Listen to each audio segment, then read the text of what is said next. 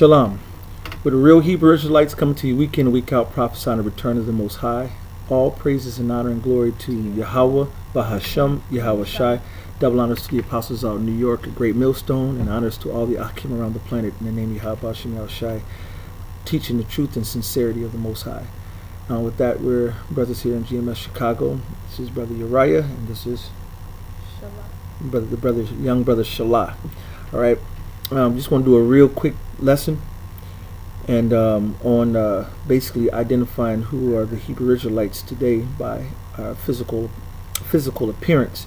Because right now in the world, if I go click on Jew and then look at click image, it says Jew, a member or people and cultural community who traditionally religion is Judaism, who trace their origins to the ancient Hebrew people from Israel to Abraham. Right? If I click on images, this is who pops up. All right. Now, according to the pictures versus the scriptures versus what's being taught in history is two totally different things.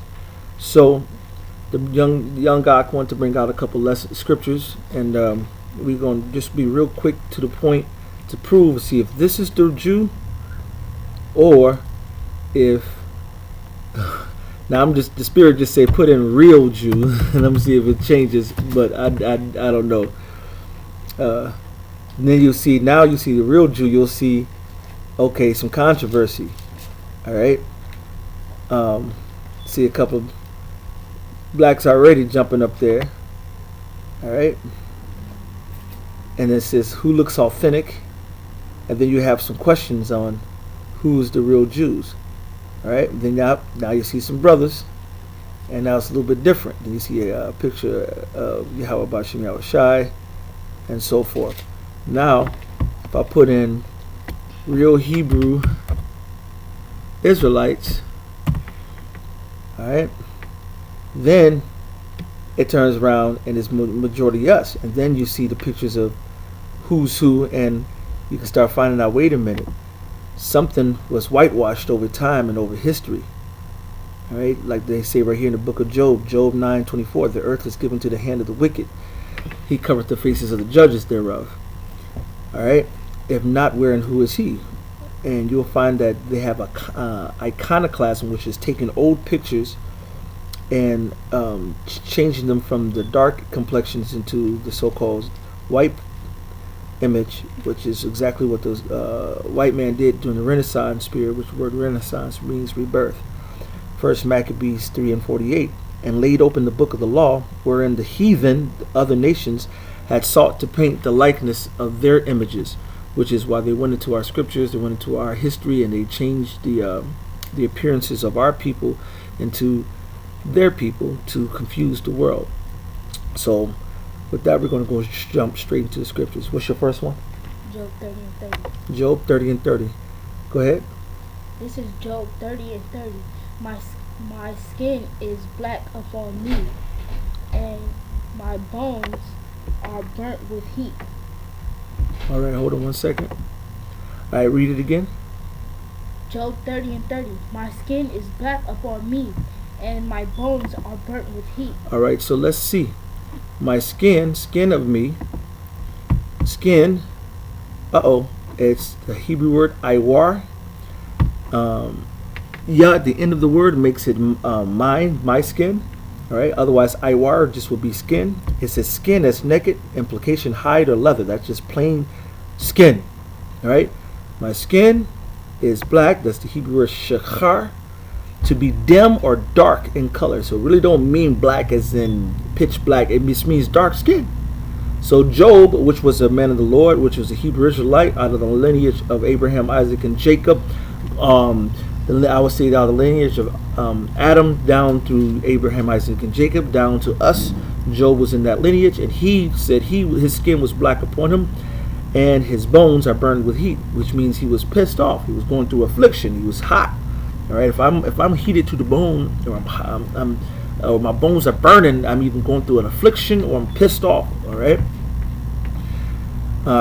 So that this clearly says, my skin is black upon me. So then let's go back into these images. Whose skin is of dark complexion? So-called Jewish bastards or the Hebrew Israelites? All right. All right. So what's your next scripture? Lamentations 4 and 8. All right. He says Lamentations 4 and 8. All right. Very simple. Go ahead. This is Lamentations 4 and 8. Their visage, all right, or visage, you can say either one. Now let's see, do people know what the word visage means? Well, let's go see if they know what the word visage or visage is. All right, it's real simple. A person's face with reference to the form or proportions of the features.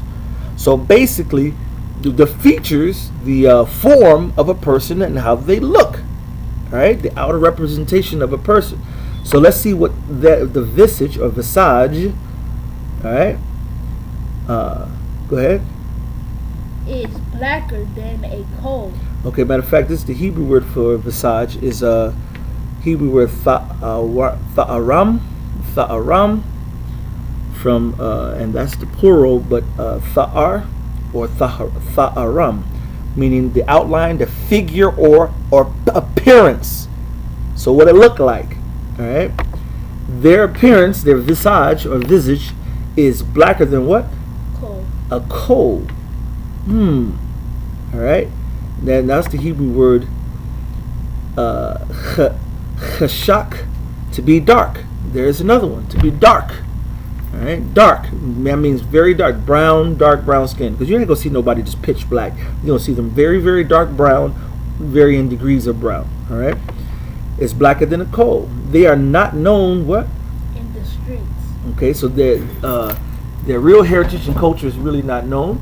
All right, go ahead. Their skin cleaving to their bones. It is withered. It is become like a stick. Now, this is really going into the famine and what's about to happen through the spirit of YAHAWASHI when they shut this food down and all the other things they're going to shut down. When the so-called Negro gets into the famine and don't eat after time, their skin grows darker. It gets darker. So-called Edomite, when they waste away and go through a famine, they get paler. Okay, more ashen. We get more darker.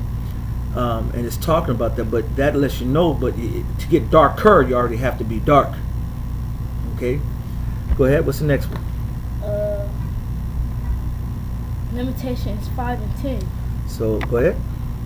Our skin was black like an oven. Our skin was black like what? An oven. Oh man, let's see. Can this guy's skin get black as an oven? The cracker? Our skin can get black as an oven. All right. Go ahead. Because of the terrible famine. So that's another example of being in a famine. Our skin grows darker. All right. What's another scripture? I'm guessing Solomon. Songs of Solomon. 1 and 5. All right. This is Songs of Solomon 1 and 5. I got it, and you break it down. I am black, but comely, O you daughters of Jerusalem, as the tents of Kedar, as the curtains of Solomon. So he said, I am black. And who is black? Us, the real Hebrew Israelites. That's right. And says, O ye daughters of Jerusalem, as the tents of Kedar, as the curtains of Solomon. Mm-hmm. So break that down.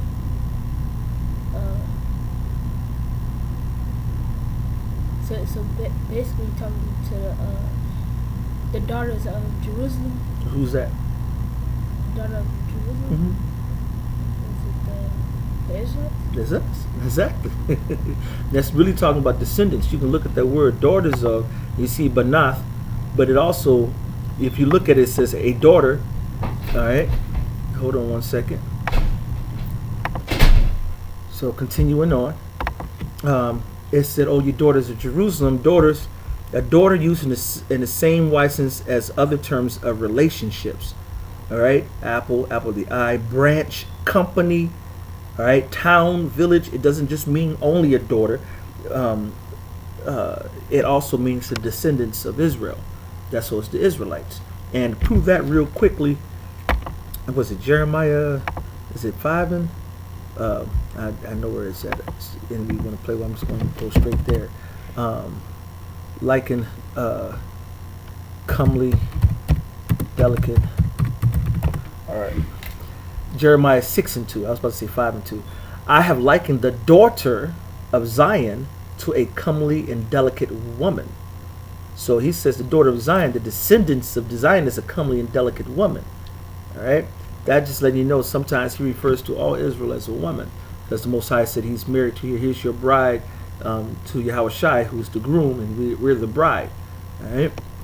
So that's, it doesn't only just means daughter, it also means descendants, okay? Which can include men, because the descendants of Israel are men and women, right? Mm-hmm. So you have to know how to break these scriptures down. If you don't know, then you're just not going to get it, which we don't give a fuck, all right?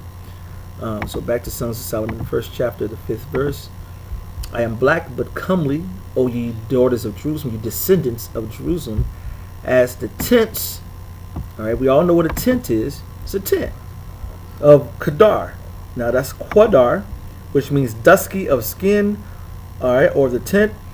Quadar is son of Ishmael, a Bedouin. All right, but Quadar means to be ashy, dark colored. All right, so he says like a tent of Kedar, which means if I say I'm black like this brother's shirt right here, that means we're dark skinned. As simple as that. All right, and it says as the curtains of Solomon.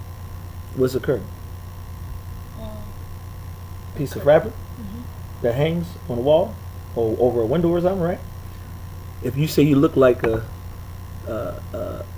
curtain, something that's hanging, that means that's a physical representation, right? Mm-hmm. So I say I'm black like one of these hats behind me or right here, black like a phone, all right? Then that means we're just dark skinned. And it's as simple as that. Go ahead. Verse 6. Look not upon me, because I am black. So don't look at me just because. Now, do people look at us crazy because of our outward appearance? How do they look at us? Like we're stupid or something? Mm-hmm. True. Like we're bad, like we're wicked, like we're evil. All right? Like we're, they use white to represent purity, and that's why they call themselves white, even though they're red. And they call us black to represent negativity, when technically it doesn't really mean that. All right? So it says, look not upon me because I'm black, because the sun hath looked upon me. My mother's children were angry with me. They made me the keepers of the vineyards, but my own vineyard have I not kept. And that was a future prophecy. And that prophecy was talking about the Israelites. Who's our mother's children? It's Esau. All right? We got to go back into Jacob and Esau. All right? Jacob and Esau, we had that let's see if I have one. I can pull it up through here. Jacob and Esau is the age-old battle between the so-called white man and the so-called Negro. All right? See if I can go back. I know I had, it was up here. Here we go. This is the age-old battle between Jacob and Esau.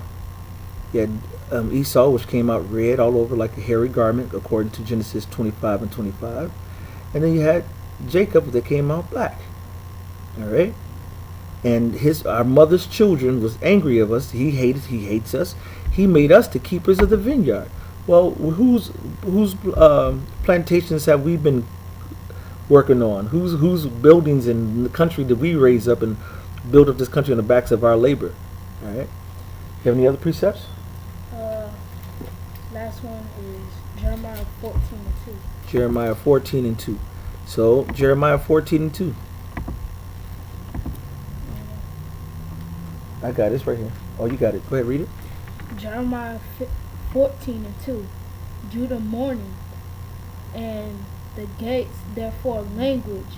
They are black unto the ground, and they cry of Jerusalem is going up. So they said Judah mourns. We're sad. We're anguished. We're upset. All right, the tribe of Judah. Now, if we go back and see, what we had saw, Jews, and see are they mourning? Let's look at the image again of the so-called Jews. Are they mourning? They don't look like they're mourning. They look like they're smiling. They're having fun. They're not mourning. Look at them. They're not mourning. They're great. They're having a fun time. What's wrong with them? There they go. Look, this guy right here. He looking very, very prideful. Look at that goofy looking bastards over there. All right, they're skipping and jumping. This is what they do. All right, look at this. It's retarded. They're not mourning. All right, look at them. They're partying. They're having a great time. Look at this. All right, they're let's see. I'm gonna try to see. I gotta be careful how I write this. Neighborhoods with a high, with Jewish people. I don't know what that's gonna come up with, but if you look at their neighborhoods, it's not going to look like ours. So that's why I say it's hard to do it. Say, let me see. Jewish. I don't know how I would word that. Jewish community. All right. Say modern Jew. Okay, there you go. Modern Jewish family. There you go. There we go. Let's see if we can find, but they're looking well-to-do. They're not showing us the houses and stuff. Maybe it's modern Jewish suburb. Let me say suburb. They might give us something how their neighborhoods actually look. Oops.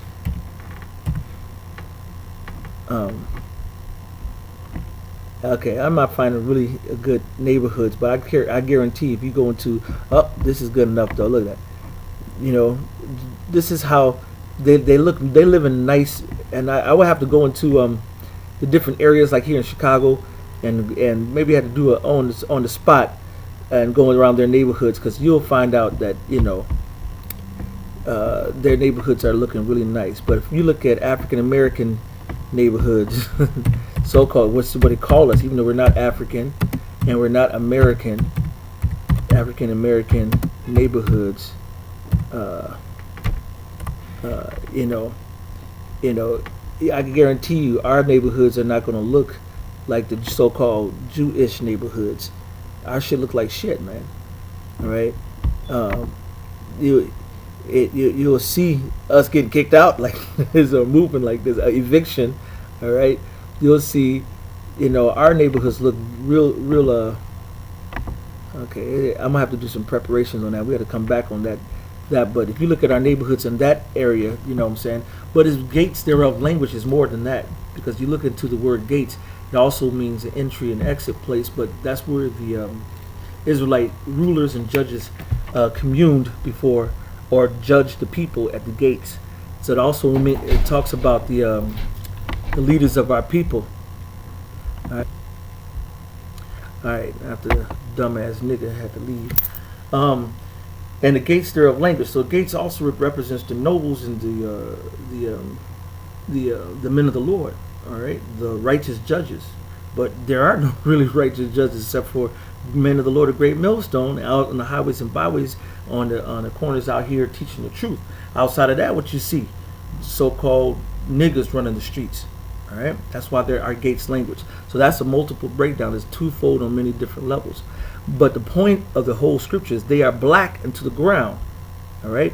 So if I go and put in ground, okay, they put groundhog. They did Esau. I didn't say groundhog. I mean that. Ground, solid surface of the earth, right? And I go images, and look, there it goes. That's the ground. You're gonna have some dark brown, some light brown. You're going to find Jake with varying degree of skin tone. All right? But it's going to be black or brown. So he says, Judah mourneth, they're blackened to the ground. Guess what it means? They're dark skinned, we're dark colored. All right? And the cry of Jerusalem is going up. What? We're languishing, we're crying out. We're going through shit. And it's going to get worse through the time of Jacob's trouble. All right? So that was the last scripture you had? I mean, we can go all day into the breaking down. We might do a part 2 or something. We might go deeper into the appearance of our people and go into the etymology of words. But we just want to do a little quick sit down.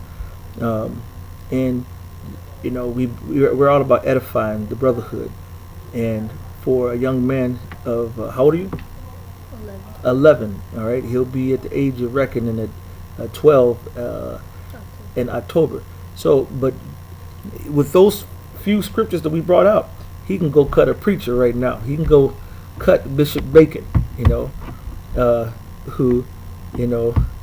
who's teaching, you know, these regular pastors today. He can cut up any one of these bastards right here who's teaching madness, okay? Because they don't teach the truth, man. All right, you're gonna get the truth from the prophets and men of the Lord of Great Millstone. All right, teach the real Israelites. That's where you're gonna get the truth from.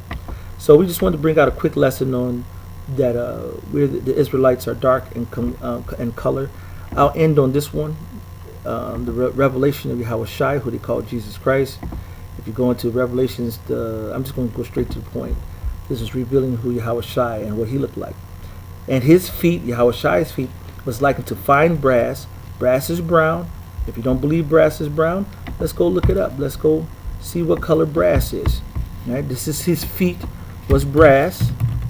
All right, this is what brass looks like. All right, it's a brown color. All right, but he said burnt, as if it burned. So let's go look up burnt brass. All right, he said his feet was like unto fine brass, as if they burned in a furnace, and his voice is the sound of many waters. Well, if his feet was unto burnt bronze, there you go.